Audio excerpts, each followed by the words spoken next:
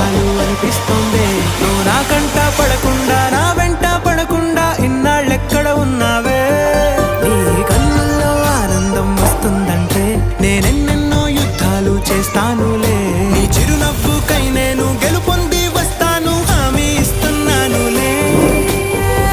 ఒకటో ఎక్కం కూడా మరచిపోయేలాగా ఒకటే గుర్తొస్తావే. నేను చూడకుండా ఉండగలనా? నా చిలిపి ఎల్లర్లు నా చిన్ని సరదాలు నీలోను చూశానులే.